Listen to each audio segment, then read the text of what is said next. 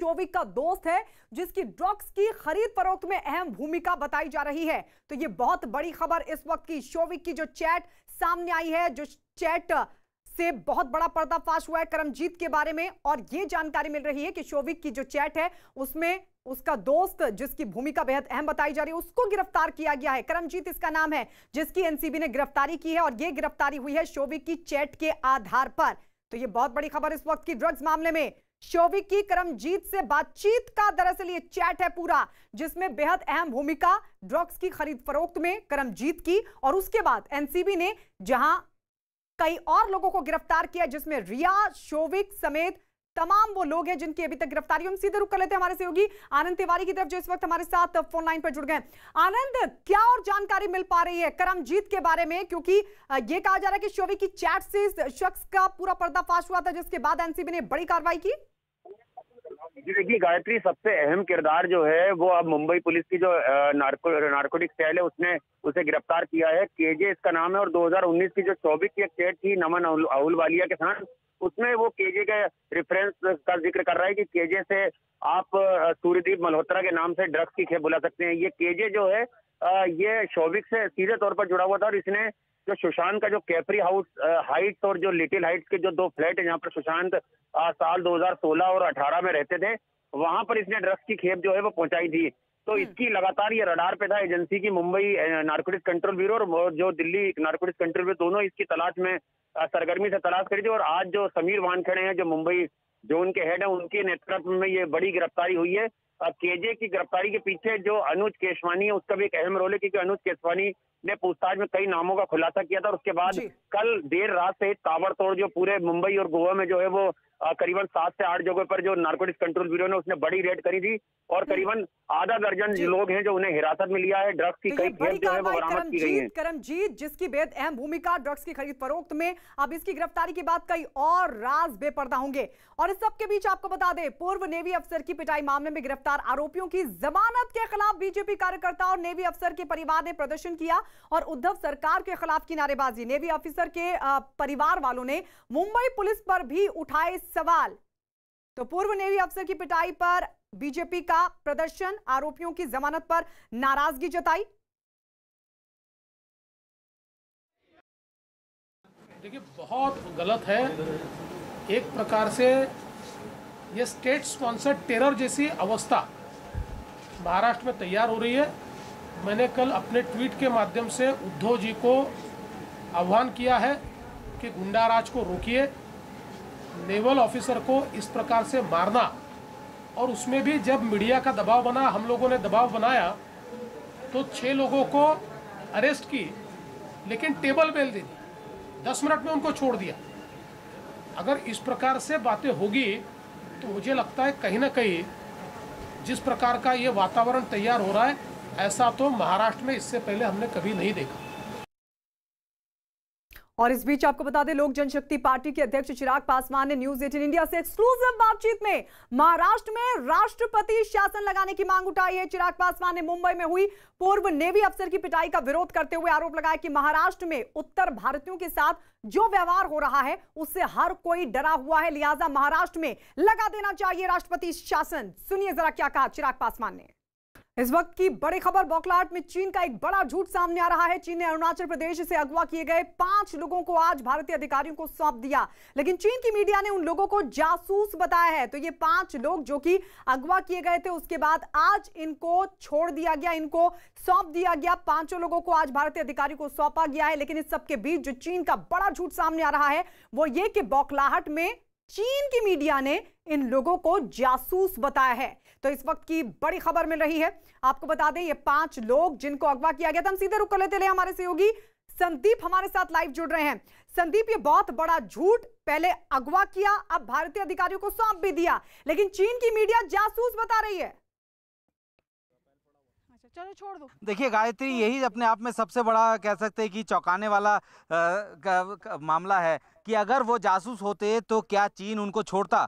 यही सबसे बड़ा सवाल है और यहीं पर ही आके उनकी ग्लोबल टाइम्स जो है कहीं ना कहीं गलती कर रही है इस तरीके के बयान देकर, क्योंकि आपको भी पता है कि किसी भी जासूस को बहुत जल्दी से वो देश नहीं छोड़ता। और इस तरीके की घटना जो है खुद इस साल में तीसरी बार है जब ये हंटर्स होते हैं, ये हंटिंग करते करते उन सब इलाकों में चले जाते हैं, क्योंकि वहाँ पे वेजिटेशन जो है कई इलाकों में बहुत ज़्यादा हाई है और ऐसे में वहाँ पे नहीं पता लगता कि कौन सा इलाका LAC का है, कौन सा हमारा है। तो ऐसे में 2 तारीख को ये 5 शख्स जो है वहाँ गए थे, एक हंटर्स से ये लोग हंट करते करते जो है उस इलाके तक पहुँच गए थे, जिसके बाद चीन ने जो है उनको पकड़ा। उसके बाद भारतीय सेना ने जब इस पूरे मामले पर चीन की सेना से बात की, उस इलाके में बात की, तो उन्होंने माना। 8 तारीख को बाकायदा हॉटलाइन पर जो है चीन ने इस बात को कहा कि हाँ वो सब हमारे इलाके में ही है और जल्दी उनको भेज दिया जाएगा।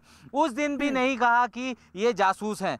जाहिर सी बात है कि अगर जासूस होते तो मुझे नहीं लगता कि चीन आसानी से इनको छोड़ता। तो ये सीधे तौर पर एक बड़ा झूठ है, जो एक प्रोपागेंडा है, जो कि आप देख सकते हैं कि चीन की तरफ फैलाया जाता है। हम लोगों ने कभी भी ऐसा नहीं किया। आपको याद होगा कुछ दिन पहले ही जो है नाथुला के पास जो है 3 ऐसे चीनी लोग थे जो कि वहाँ से गुजर रहे थे और गलत रास्ता पकड़ लिया था। भारतीय सेना ने उनको प्लेटो रोड पे उनकी मदद की, ना सिर्फ उनको रास्ता ही बताया जाने के लिए। तो ये जो है सीधे तौर पर भारत और चीन के नहीं रही है इस तरीके की जो चीन अक्सर इख्तियार करता है। लेकिन इतनी हड़बड़ाहट क्यों है? चीन का फैसला, वहां की सरकार का फैसला कुछ होता है। हमने देखा कि मॉस्को में भी विदेश मंत्री कुछ कह रहे थे और चीन की मीडिया कुछ और बोल रही थी। इतनी हड़बड़ाहट क्यों है चीन की मीडिया में?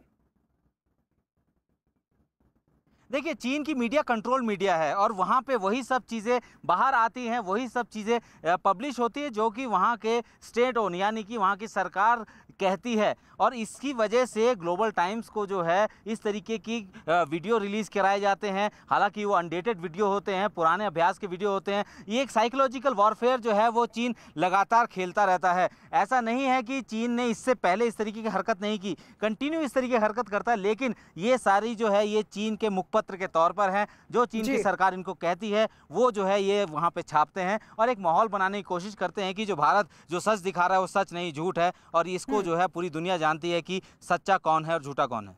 बिल्कुल। और ये एक और झूठ, पहले 5 लोगों को, 5 भारतीयों को पकड़ा और उसके बाद छोड़ भी दिया। और चीन की मीडिया कह रही कि जासूस है। जासूस है तो फिर छोड़ा क्यों? ये बड़ा सवाल। और इसी के साथ चीन का जो झूठ है वो बेनकाब हुआ है। इस सबके बीच एक बहुत बड़ी खबर आ रही है। बड़ी खबर ये कि भारत ने चीन को 2 टूक कह दिया है कि जब तक LAC पर पहले जैसे हालात नहीं बनते तब तक चीन शांति की उम्मीद ना करे। दोनों देशों के विदेश मंत्रियों की मुलाकात में भारत ने यह भी कहा कि LAC पर तमाम जगहों पर ताजा हालात की समीक्षा की जाएगी, क्योंकि पहले भी कई बार चीन अपने वादे से मुकर चुका है। भारत ने चीन को साफ साफ कह दिया है कि LAC पर चीन की तरफ से सैनिकों का जो जमावड़ा है 1993 और 1996 के समझौतों और प्रोटोकॉल का उल्लंघन है, जबकि भारत ने ऐसा कुछ भी नहीं किया। भारत के विदेश मंत्री ने चीन को चेता दिया है कि LAC पर तनाव का दोनों देशों के द्विपक्षीय संबंधों पर भी असर पड़ेगा।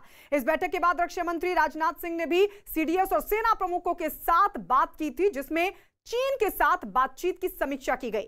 दिल्ली में करीब 2 घंटे तक चली इस बैठक में LAC पर ताजा हालात पर चर्चा हुई और अपनी स्थिति मजबूत करने के लिए रणनीति पर भी मंथन हुआ। मतलब साफ है कि भारत ने चीन से कह दिया है कि वो जल्द से जल्द पीछे हटे या फिर अपनी ही भाषा में जवाब के लिए रहे तैयार। तो आपको बता दें, 2 टूक भारत ने कह दिया है कि पहले जैसी स्थिति या तो बहाल करे, मान जाए चीन, नहीं तो नतीजा भुगतने के लिए तैयार रहे। बाकायदा जो दोनों देशों के विदेश मंत्रियों के बीच मुलाकात हुई थी, उसके बाद रक्षा मंत्री राजनाथ सिंह ने भी दिल्ली में बैठक ली। 2 घंटे तक बैठक चली और पूरा मंथन हुआ। संदीप हमारे सहयोगी हमारे साथ लगातार बने हुए हैं ले से।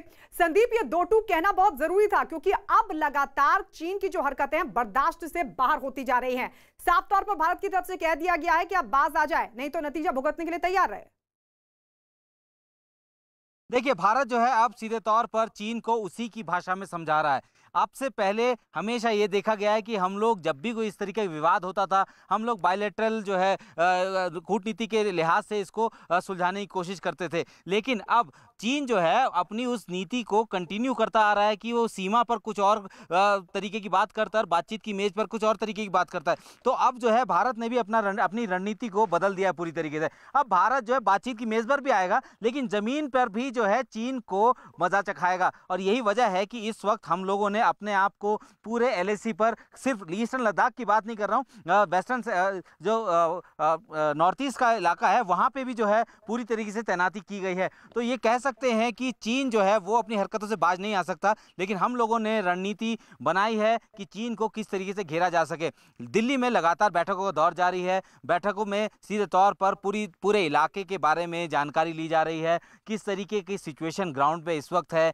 आने वाले दिनों में जब सर्दियां बढ़ जाएंगी तो किस तरीके की सिचुएशन होगी, किस तरीके के हालात वहां पे बन रहे हैं, अगर लड़ाई की नौबत आती है तो किस तरीके की स्थितियां होंगी, कैसे हम लोगों को काउंटर करना है। तो ये सारी रणनीतियां बनाई जा रही है अपने अलग अलग तरीके से। एयरफोर्स को हम लोगों ने पूरी तरीके से मजबूत कर दिया, ग्राउंड फोर्सेस पूरी तरह से मजबूत है। तो ऐसे में रणनीति बनाई जा रही है सिर्फ और सिर्फ चीन को उसी की भाषा में। लद्दाख में चीन भले ही ठंड में अपने सैनिकों के डटे रहने की बात कह रहा हो, लेकिन ये आसान नहीं है। जबकि लद्दाख में LAC पर चीन को मुंह तोड़ जवाब देने के लिए भारतीय जवान पूरी तरीके से तैयार हैं। हालांकि भारतीय फौज को आने वाले महीनों में बड़ी लड़ाई कुदरत से भी लड़नी पड़ेगी, क्योंकि इनमें कई इलाके ऐसे हैं जहां दिसंबर और जनवरी में तापमान -30 और -40 डिग्री तक भी चला जाता है। इसीलिए फौज ने बहादुर जवानों की अगली जंग की तैयारी शुरू कर दी है। लेह में सेना की तैयारियां देखने पहुंची न्यूज़ 18 की टीम उन आधुनिक टेंटों में भी पहुंची जो खास तौर पर ठंड से लड़ाई के लिए बनाए गए हैं। ये ऐसे टेंट हैं जो खून जमा देने वाली ठंड में भी गर्मी का एहसास करा सकते हैं। एक टेंट में 8 से 10 जवानों के ठहरने का इंतजाम हो सकता है। टेंटों में खास तरह की चिमनी और स्टोव की व्यवस्था भी है जो न केवल हवा का बहाव बनाए रखेंगे बल्कि तापमान को भी काबू में रखेंगे। और इसके अलावा बर्फीले प्रहार से जवानों को बचाने के लिए खास तरीके की जैकेट, स्पेशल बूट और बाकी जो गर्म कपड़े हैं वो भी बनाए गए हैं।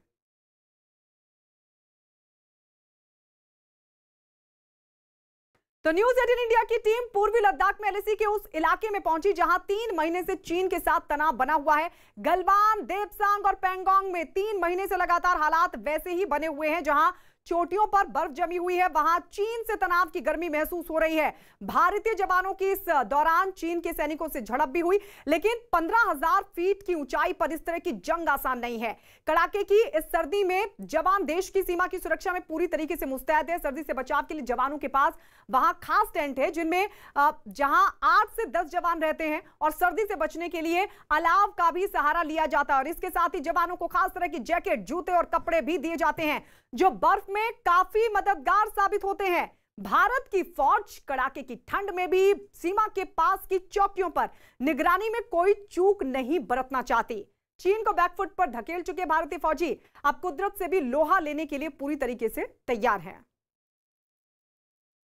संदीप हमारे सहयोगी हमारे साथ लगातार बने हुए हैं। संदीप, आप वहां पर लगातार बने हुए हैं, उन इलाकों का भी दौरा किया है जहां आने वाले वक्त में, खासकर अगर सर्दियों की बात करें, जहां चीन की चिंता बढ़ेगी, लेकिन हमारी फौज पूरी तरीके से तैयार है उस दौर का सामना करने के लिए भी। लेकिन आप वहां पर मौजूद है, जरा बताइए क्या कुछ खास इंतजामात होते हैं इस दौरान भारतीय सेना के लिए? देखिए, इस वक्त हम लोग लेह में हैं, लेह से थोड़ा बाहर हैं हम लोग, और इस वक्त जो है ठंड यहाँ शुरू हो गई है। सुबह शाम की ठंड हो रही है, तो आप समझ सकते हैं कि जहाँ पे 15-16 हज़ार की फीट की ऊंचाई पर भारतीय सेना के जवान तैनात है वहाँ पे कितनी ज़्यादा ठंड होगी। बर्फ़ है वहाँ पे, और लगातार जो है उन सब चुनौतियों से निपटने के लिए भारतीय सेना के लिए पूरी तरीके से बैकअप जो है वो तैयार किया गया है। स्पेशल क्लोथिंग जो है, जो कि अगर पूरी क्लोथिंग की बात करें तो 1 लाख रुपये तक की क्लोथिंग होती है। अलग अलग चीज़ें जिसमें कि जूते भी हैं, 3 लेयर जैकेट्स है, चश्मे हैं, ग्लव्स हैं, तो इस तरीके की चीज़ों का इंतजाम किया गया है। और कोई भी सैनिक उस हाई ऑल्टीट्यूड में और उस जंग के मैदान में मौसम का शिकार ना हो, इसके चलते जो है भारत सरकार की तरफ से, रक्षा मंत्रालय की तरफ से पूरी तैयारी की गई है। दूसरी चीज़, वहाँ पे जितने भी लोग तैनात हैं उनको पूरी तरीके से हाई ऑल्टीट्यूड वॉरफेयर में लड़ने के लिए जो है वो तैयार किया गया है। उनकी जो एक्लिमेटाइजेशन जो प्रोसेस है वो भी पूरे हो चुके हैं, और अब इतने ज़्यादा एक्लिमेटाइज सैनिक हमारे पास हैं कि अगर युद्ध हो जाता है तो हम आसानी से अपने आप को वहां मजबूत रख सकते हैं। तीसरी चीज, अगर चीन की बात करें, चीन के सैनिकों को आज तक इस तरीके के हार्श वेदर, इस तरीके के टेरेन में लंबे समय तक टिकने की आदत नहीं है। कभी उन्होंने इस तरीके के बड़े स्टैंड ऑफ जो है वो नहीं फेस किए हैं। सर्दियों में अमूमन ये लोग जो है अपने बंकर्स में चले जाते हैं और महीने में 1 आध बार गाड़ियों के जरिए जहां तक पेट्रोलिंग हो सकती है वहां तक पेट्रोलिंग करते हैं। लेकिन भारतीय सेना के जवान, चाहे -30 डिग्री टेम्परेचर हो, -40 डिग्री टेम्परेचर हो, हमेशा लॉन्ग रेंज पेट्रोल तक पे जाते हैं, जो कि 20 से 22 दिन की पेट्रोलिंग होती है, वो भी पैदल जाते हैं उन सब इलाकों में और भारतीय सेना की उन सब पोस्ट को, उन सब इलाकों को जो है सिक्योर करते हैं। तो ये कुछ वजह है जिसमें जो है भारतीय सेना अपने आप में बहुत मजबूत है। और चीन की सेना के जो वो बात कह रहे हैं कि हम वहाँ टिकेंगे, वहाँ रुकेंगे, मुझे नहीं लगता कि चीन की सेना जो है अपने सैनिकों को वहाँ पे ठंड से निपटने के लिए या भारतीय सेना से निपटाने के लिए जो है इतनी ठंड में वहाँ पे तैनात रखेगी। बिल्कुल, और यही वजह है कि चीन बार बार लगातार अपनी हरकतों से बाज इसीलिए नहीं आ रहा है क्योंकि आगे दौर है सर्दी का और वो जानता है कि सर्दी में जाहिर है उसके सैनिकों की मुश्किल जरूर बढ़ेगी।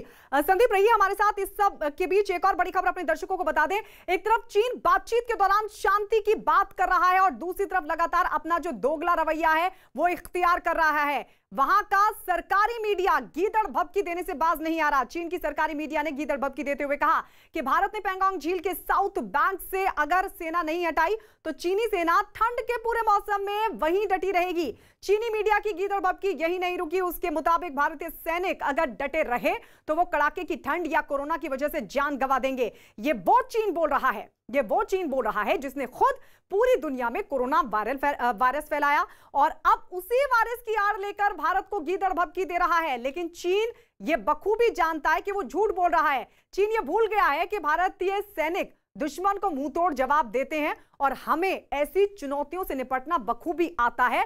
लेकिन चीन ने इस तरह का कोई स्टैंड ऑफ सर्दियों के मौसम में फेस नहीं किया है। लेकिन चीन यह भी जानता है कि भारतीय सेना पूरी तरीके से मुस्तैद है और इस तरह की चुनौतियों से निपटना हमें बखूबी आता है।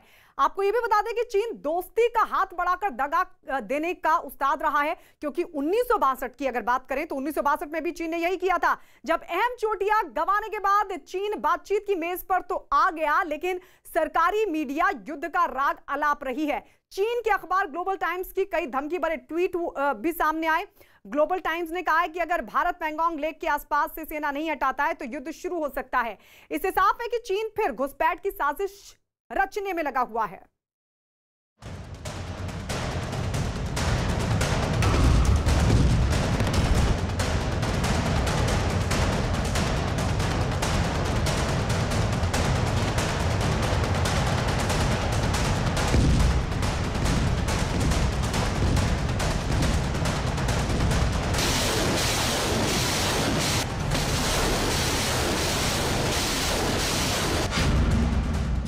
मुंह में शांति, बगल में बंदूक।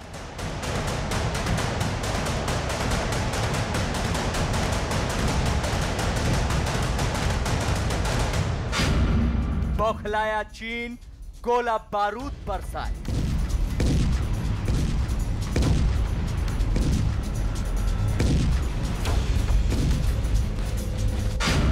तिब्बत में चीन के बारूदी ठिकाने।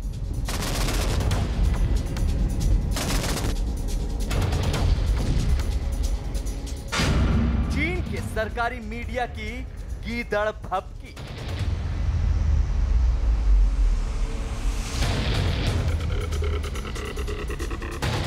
चीन की सेना ने 2017 में भूटान और भारत की सीमा से सटे डोकलाम में एक सड़क बनाने की कोशिश की थी। तब भारतीय सेना ने उसका काम बंद करा दिया था और चीन के सैनिकों को उल्टे पांव लौटना पड़ा था। मई के महीने में चीन की सेना ने फिर लद्दाख में डेरा डालकर भारतीय जमीन पर कब्जा करने की चाल चली, लेकिन चीन को मुंह की खानी पड़ी। बीते हफ्ते भर में भारतीय सेना ने एक बार फिर चीन को सरहद पर उसकी हद दिखा दी है। भारत ने Helmet Top, Black Top, Gurung Hill, Magar Hill, Rezang La और रेचिनला चोटियों पर तिरंगा फहरा दिया है। ये सारी चोटियां वो हैं जहां 1962 की भारत चीन लड़ाई में जोरदार जंग हुई थी। इन चोटियों के साथ साथ भारतीय सेना ने फिंगर 4 की चोटियों को भी अपने कब्जे में ले लिया है। एलएसी पे भारतीय सेना सामरिक तौर पर पीएलए की सेना से काफी मजबूत स्थिति में आ गई है। भारतीय सेना ने जिन चोटियों पर कब्जा किया है वहां से चीन की सेना की हर एक मूवमेंट पर नजर रखी जा सकती है। अगर चीन की सेना ने कभी घुसपैठ करने की कोशिश की तो उन चोटियों में बैठे भारतीय सेना चीन की सेना पर काफी भारी पड़ेंगे। चीन की पीपल्स लिबरेशन आर्मी मई के महीने से देपसांग, गलवान, हॉट स्प्रिंग, गोगरा, कुग्रांग और पैंगोंग झील के उत्तरी किनारे पर एलएसी को जिस तरह बदलने की कोशिश करती आ रही है, ये उसका माकूल और बहुत मजबूत जवाब है।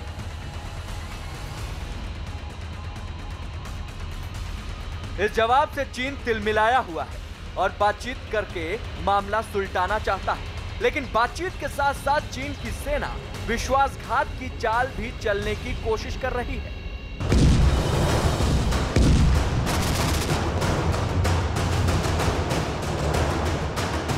ये चीन के सरकारी मीडिया की ओर से जारी की गई प्रोपेगेंडा तस्वीरें हैं। इन तस्वीरों में दिखाया गया है कि चीन के सैनिक तिब्बत में किस तरह जंग की तैयारी में जुटे हैं।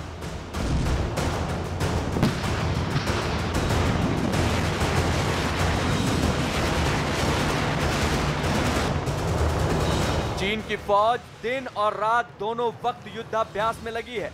अहम चोटियां गंवाने के बाद चीन की बौखलाहट को समझने के लिए यह वीडियो काफी है।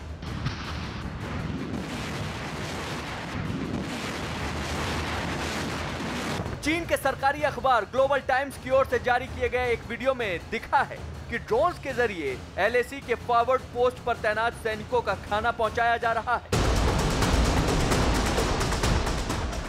चीन का मीडिया यह जता रहा है कि चीन की जंग की तैयारी पूरी है और वो किसी भी वक्त जंग का ऐलान कर सकता है। यानी चीन के मुंह में भले शांति का राग हो, लेकिन उसके हाथ गोले बरसाने वाले बटन पर है। ये सभी तस्वीरें चीन ने 11 सितंबर को जारी की हैं। चीन की जो साइकोलॉजिकल वॉरफेयर है वो उसकी बड़ी पुरानी रणनीति है और वो हमेशा यही करता है कि जो भारतीय सेना है उसके जो सैनिकों का मनोबल है वो शायद उसको अफेक्ट करने की कोशिश करता है। चीन के अखबार ग्लोबल टाइम्स ने एक के बाद एक कई ट्वीट करके जंग की धमकी भी दी है। मॉस्को में भारत और चीन के विदेश मंत्री बातचीत की टेबल पर बैठे। दोनों नेताओं के बीच जैसे ही बातचीत का दौर शुरू हुआ, लगभग उसी समय चीन के सरकारी मीडिया ग्लोबल टाइम्स ने धमकी भरे ट्वीट करने शुरू कर दिए। बात सिर्फ यही नहीं रुकी, उसके एडिटर इन चीफ ने भी अपने ट्वीट के जरिए भारत को जंग की गीदड़ भभकियां देना शुरू कर दिया। ग्लोबल टाइम्स ने लिखा कि अगर भारतीय सेना पेंगोंग त्सो झील के दक्षिणी हिस्से से नहीं हटती तो पीपल्स लिबरेशन आर्मी पूरे ठंड के मौसम में वही जमी रहेगी। अगर दोनों देशों के बीच युद्ध हुआ तो भारतीय सेना जल्द ही हथियार डाल देगी। इसके बाद ग्लोबल टाइम्स ने ट्विटर पर लिखा, भारत का सैन्य तंत्र कमजोर है। अगर भारत शांति चाहता है तो दोनों देशों को LAC की 7 नवंबर 1959 की स्थिति ही माननी होगी। अगर भारत जंग चाहता है तो हम उसकी ये इच्छा पूरी करेंगे। देखते हैं कौन सा देश दूसरे को मात दे सकता है। चीन का चरित्र उसके सरकारी मीडिया के ये बयान दिखा रहे हैं, क्योंकि एक तरफ मॉस्को में चीन शांति दूत बन रहा था और उधर बीजिंग में बैठे उसके अधिकारी युद्ध की धमकियां दे रहे थे। चीन के विदेश मंत्री ने भले ही ये कहा हो कि चीन सैनिक हटाने के लिए तैयार है, लेकिन मीडिया ने धमकी दी है कि ठंड के मौसम में भी चीन के सैनिक डटे रहेंगे। तो इसका मतलब ये हो सकता है कि चीन ठंड के मौसम में फिर से घुसपैठ की कोशिश करेगा। हमारी जो सेना है उसने माउंटेन वॉरफेयर 1948 से 65, 62, 71, 99 ये 5 युद्ध देखे हैं। हमारी सेना हर साल बदस्तूर एक्सरसाइज करती है। हमारी विंटर स्टॉकिंग अगले 1 साल तक के लिए हो रखी है। हमारे जो ट्रुप्स हैं वो बैटल हार्डन्ड हैं, बैटल एक्लेमेटाइज्ड हैं। तो भारत को इसकी कोई चिंता करने की जरूरत नहीं है। चीन को इस बार बहुत करारी चोट लगी है। लद्दाख में घुसपैठ के इरादे से आया चीन बहुत बड़े धर्म संकट में फंस गया है। अक्साई चीन में चीन कई अहम चोटियां गंवा चुका है। इतना ही नहीं, अहम चोटियां गंवाने पर शी जिनपिंग अपने ही देश में घिर चुके हैं। चोटियां वापस लेने के लिए चीन ने बातचीत का बहाना तैयार किया है। दरअसल LAC पर चीन मई से पहले वाली स्थिति बनाना चाहता है। अगर ऐसा कुछ हुआ तो उस सूरत में चीन को छीन चुकी चोटियां मिल सकती हैं। चोटियां छीनने की खबर चीन की जनता में भी फैल चुकी है। इसीलिए सरकारी मीडिया प्रोपेगेंडा वीडियो जारी कर खबर दबाने पर लगा हुआ है। चीन के लिए ये चोटियां नाक का सवाल बन चुकी हैं। अगर इन चोटियों को गंवाने के बाद चीन की सेना खाली हाथ लौटती है तो उसकी बहुत किरकिरी होगी। ब्लैक टॉप फीचर का जो ऑपरेशन था या हेलमेट फीचर का, तो इससे चीन को बहुत बड़ा धक्का पहुंचा है। जिस तरह से भारतीय सेना ने इस ऑपरेशन को अंजाम दिया है या जिस तरह से चीनियों को वहाँ से खदेड़ा है, इससे चीनी सेना के पूरे जो पैर हैं वो उखड़ गए हैं। चीन इस वक्त बुरी तरह से भारत के सैन्य और कूटनीतिक शिकंजे में फंस चुका है। अपनी अहम पहाड़ियां गंवा चुका चीन अगर जंग छेड़ता है तो ऊंचाई पर बैठी भारतीय सेना उसकी सेना पर भारी पड़ेगी। जंग छेड़ते ही उस पर इंटरनेशनल प्रेशर भी होगा। इसीलिए चीन बातचीत से लेकर छल छद्म तक हर वो पैतरा आजमाने में लगा है जिससे अपनी बेइज्जती होने से वो बचा सके।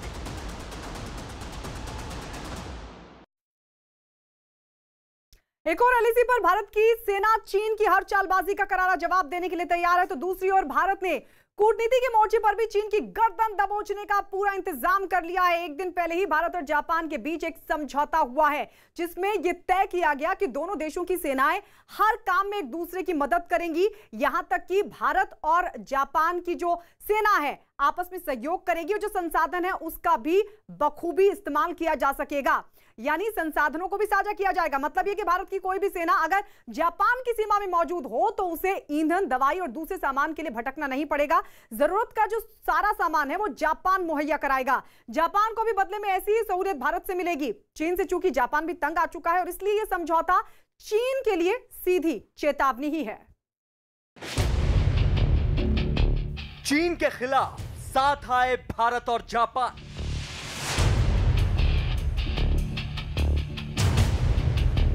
एलएसी पर तनाव के बीच भारत जापान में बड़ा समझौता।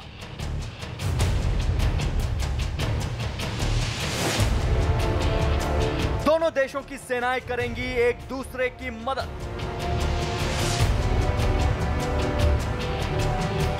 हिंद महासागर से प्रशांत महासागर तक चीन की घेराबंदी।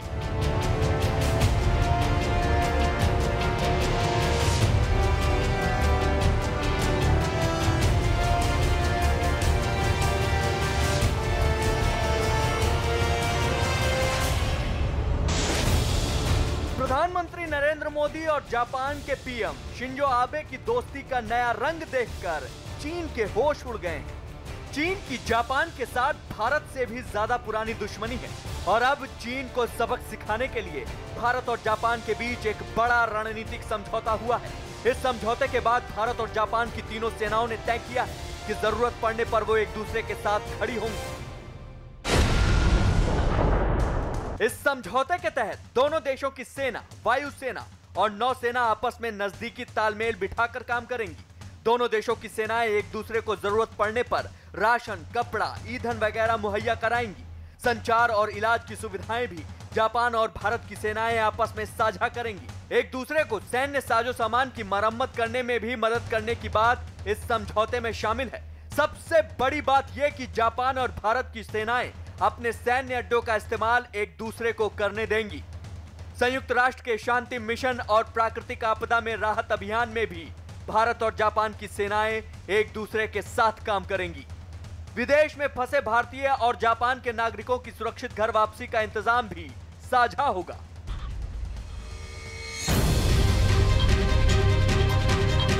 इस समझौते के तुरंत बाद जापान के प्रधानमंत्री शिंजो आबे ने पीएम मोदी से करीब आधे घंटे तक फोन पर बात की। उन्होंने भारत के साथ इस समझौते को भारत और जापान की मजबूत दोस्ती की नई मिसाल बताया। जापान का भारत के साथ ये रणनीतिक समझौता इसलिए भी महत्वपूर्ण है क्योंकि जापान ने अब तक ऐसा समझौता सिर्फ अमेरिका और ऑस्ट्रेलिया के साथ ही किया था। पॉलिटिकल बात करेंगे जियो पॉलिटिकल में तो इंडियन ओशन रीजन में और इंडो पैसिफिक रीजन में दोनों जगह ये एक बहुत बड़ी जो क्षेत्रीय ये है क्योंकि दोनों ही इस इलाके के एक बहुत मजबूत सदस्य हैं। भारत और जापान के बीच ये समझौता ऐसे वक्त में हुआ है जब एलएसी पर चीन भारत को जंग के लिए उकसा रहा है।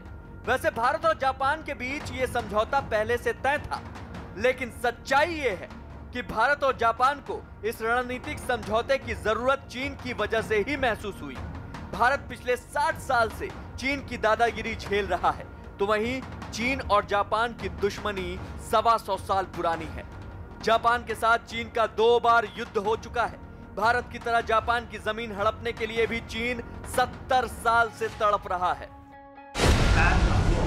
पूरे क्योंकि वो चाइना में बहुत ज़्यादा ही इन्वेस्ट किया था, वो सारी चीज़ समेट रहा है और समेट करके ऐसा है, चाहे तो भारत के अंदर में या एशियन कंट्रीज़ में वो अपने जितने भी जो शिफ्ट कर रहा है चाइना।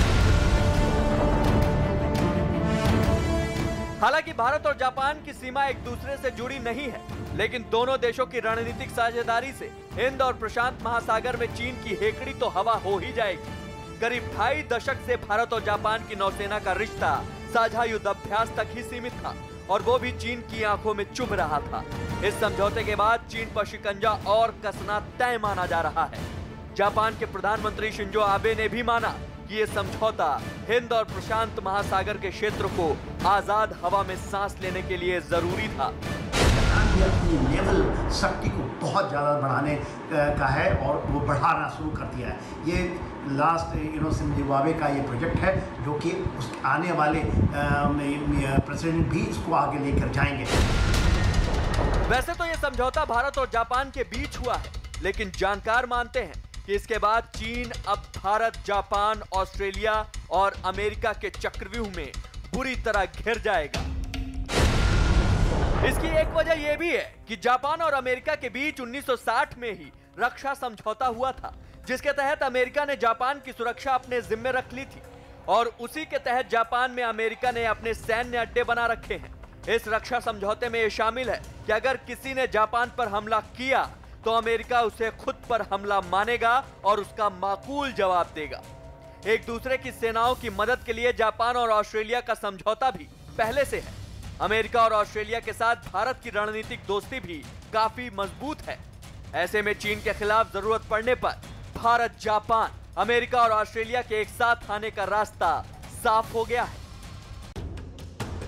क्योंकि अब भारत भी जापान का औपचारिक तौर पर रणनीतिक सहयोगी बन चुका है। वैसे भारत, अमेरिका, जापान और ऑस्ट्रेलिया पिछले 1.5 दशक से हिंद और प्रशांत महासागर में चीन की नकेल कसने में जुटे हुए हैं। कोरोना संकट के बाद ऑस्ट्रेलिया के साथ चीन के रिश्ते बेहद खराब हैं। वहीं अमेरिका भी दक्षिण चीन सागर में अपने 2 युद्धपोत तैनात किए बैठा है। उसने ये चेतावनी दे रखी है कि ताइवान और जापान को चीन ने आंख दिखाई तो उसकी खैर नहीं होगी। जापान के पास अमेरिका का दिया हुआ बहुत अच्छा वेपन, चाहे वो मिसाइल डिफेंस हो, इंटेलिजेंस हो, चाहे और आधुनिक जो चीज़ें वो जापान अब बनाना शुरू किया है क्योंकि उसकी मिलिट्री इन्वेस्टमेंट है। चीन को रणनीति के मोर्चे पर भारत अपनी ताकत मई से ही दिखा रहा है। अब कूटनीति के मोर्चे पर भी चीन की घेराबंदी दिन ब दिन सख्त होती जा रही है। जापान के साथ नया समझौता भारत की कूटनीतिक ताकत की ही झांकी है।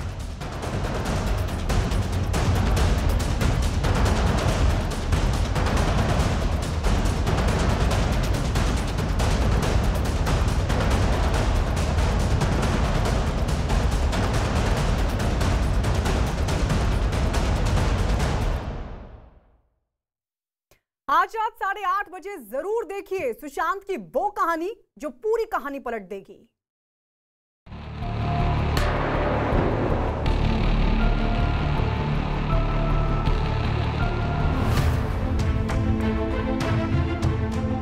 एक था राजा,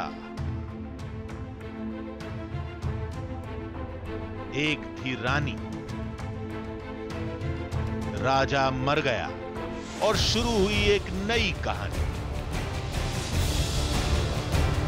लेकिन आज उस कहानी को पलट देते हैं।